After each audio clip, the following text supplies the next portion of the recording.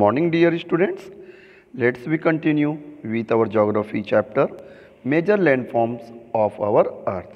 In previous class, I had already explained you about that our Earth has major landforms, mountain, plains, and plateau. And I have explained you about the mountains, what are mountains, how they formed, and there types. तो मैंने आपको इसके पहली वाली class में बताया था कि हमारे अर्थ पे जो मेजर लैंड फॉर्म्स है वो है mountain, plains and plateaus.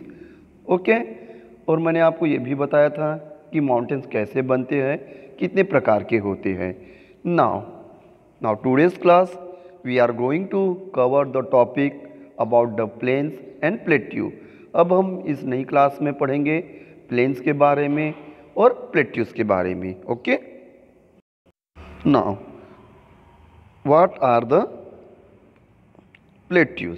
Plateau are raised area of a land with a flatter top. It's differ from a mountain in that the mountain has the jagged peak at the top. Plateau form either when the mountains get worn down and their tops are not as. तो देखिए plateau कैसे बनता है, plateau और mountain में क्या difference है। तो मैंने आपको पहले बताया था कि जो माउंटेन्स है उसकी हाइट जो है कम से कम सम सी लेवल से 900 फीट तक के या उससे ज़्यादा होनी चाहिए। ओके, और साथ ही उसका जो बेस होता है वो ब्रॉड होता है, चौड़ा होता है, और जैसे जैसे वो ऊपर की ओर उठते जाता है तो कॉनिकल शेप में होते जाते हैं उसके पीक्स। और हमारे जो प्लेट्यू होते हैं उनकी height compare to the mountain वो कम होती है, ठीक है। और साथ में वो टेबल लैंड फ्लैट होता है, उसका जो बेस होता है वो फ्लैट होता है हमारे टेबल की तरह। अब मेन ये है कि प्लेट्यू कैसे फॉर्म होते हैं। तो हमारे जैसे भारत में मालवा प्लेट्यू, डेक्कन प्लेट्यू, ठीक है, सेंट्रल प्लेट्यू, ये सब जो है प्लेट्यू के एग्जाम्पल्स है। अब अगर हम बात करते हैं प्लेट्यू कैसे बनते हैं, तो plateau are form due when the mountains are worn down. तो जब क्लाइमेटिक कंडीशंस के कारण जब किसी माउंटेन पे एकदम तेज हवा या पानी का असर होता है वो धीरे धीरे टूटना शुरू हो जाता है, ठीक है। तो जैसे हमको मालूम है कि उसका जो टॉप वाला जो पीक रहता है वो कोनिकल शेप में रहता है, वो उतना मजबूत नहीं होता। तो क्या होता है, जब बहुत तेज पानी हवाएं उस पे नेचुरल डिज़ास्टर उस पर जब एक्ट करता है तो उसका जो ऊपरी हिस्सा है वो धीरे धीरे टूट के बिखरना शुरू हो जाता है, और वो फ्लैट जो ऊपरी हिस्सा है वो फ्लैट हो जाता है टेबल की तरह। तो इस प्रकार से जो प्लेट्यू है वो फॉर्म होती है। ओके, सो डियर स्टूडेंट्स, जैसे फोल्ड माउंटेन, वॉल्केनिक माउंटेन होते हैं उसी प्रकार प्लेट्यू के भी टाइप्स होते हैं। Inter mountain plateau, piedmont mountain plateau and continental plateau. तो अब हम यहाँ पे पढ़ेंगे माउंटेन्स के जैसे टाइप्स हैं उसी प्रकार प्लेट्यू के टाइप्स हैं उसके बारे में। Okay, now let's we start about the intermountain plateau. Intermountain plateau that are comparatively or the completely and partially covered by the mountains. अब देखिए यहाँ पे intermountain plateau से हमको इस नाम से ही पता चलता है कि ये हम उस प्रकार के प्लेट्यू के बारे में बात कर रहे हैं जो हमारे माउंटेन से थोड़े बहुत माउंटेन से घिरे हुए रहते या वो माउंटेन से कवर्ड रहती है। तो इस प्रकार के प्लेट्यू जो माउंटेन से कवर्ड रहते हैं उसे हम इंटर माउंटेन प्लेट्यू कहते हैं। ओके, पार्शियली मतलब होता है थोड़े बहुत या बहुत ही कम हिस्सा।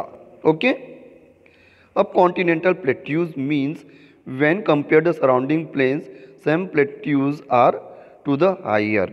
Okay, continental plateaus means when compare to the surrounding plains. Okay, this type of the plateaus are little bit covered by or surrounded by the plains.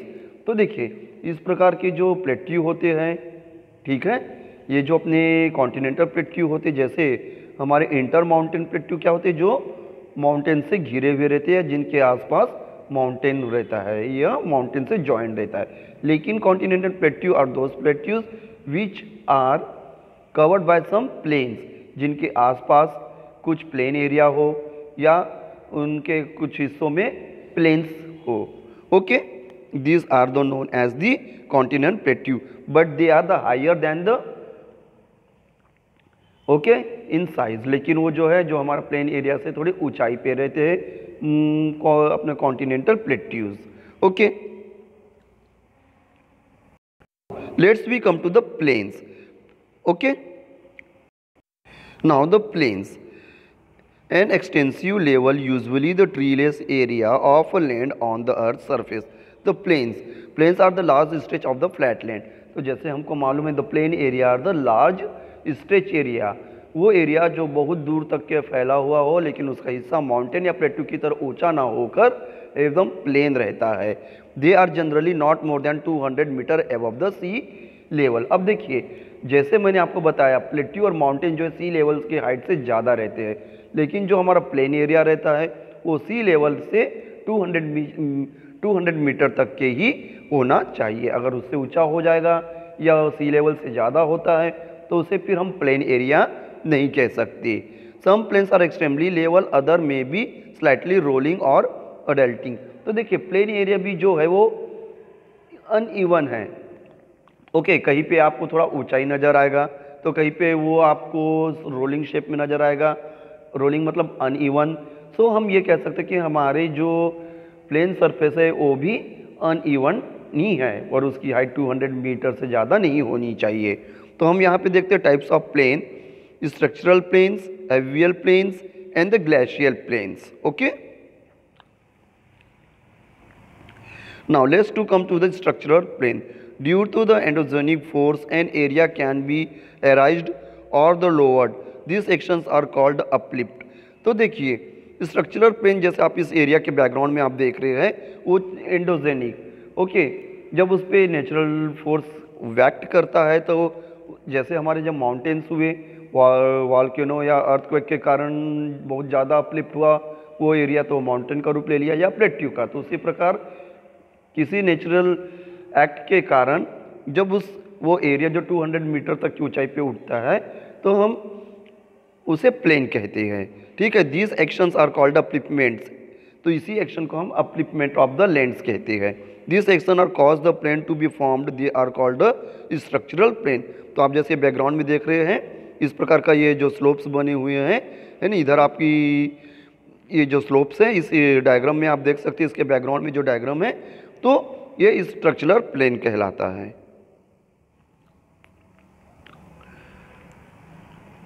Okay, ना alluvial plains, the plains which are formed by the depositions of the sediment.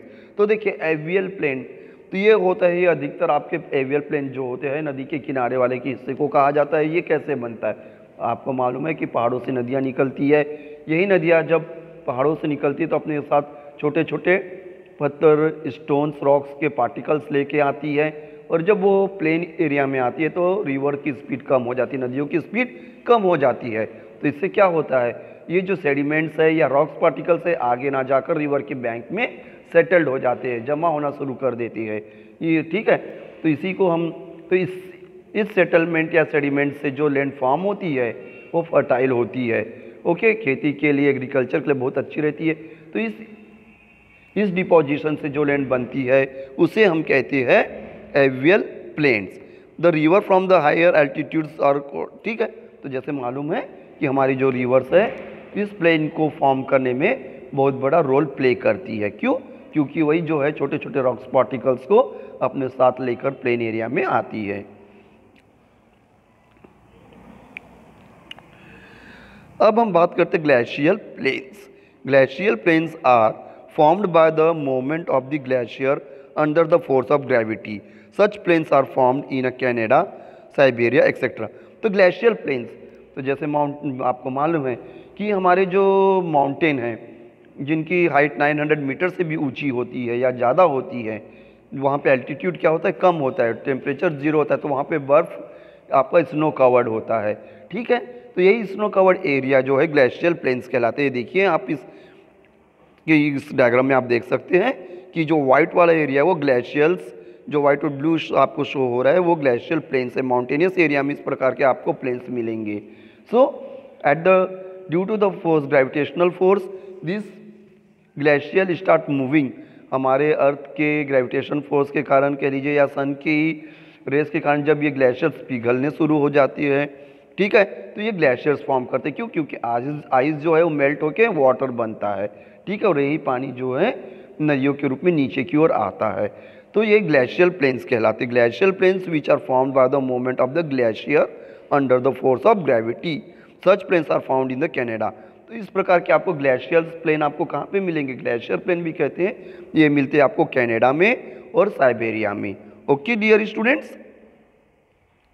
Now the last one is the coastal plains, the plains that are the coast of the sea due to this depositions. अब देखिए coastal plains, तो coastal plains it means the bank of the sea और the ocean. समुद्र या फिर हम oceans के किनारों को हम कोस्टल प्लेन्स कहते हैं। हमारे यहाँ कन्याकुमारी, ठीक है, विशाखापट्टनम, जगन्नाथपुरी और ऐसे कुछ और जगह हैं, गोवा का।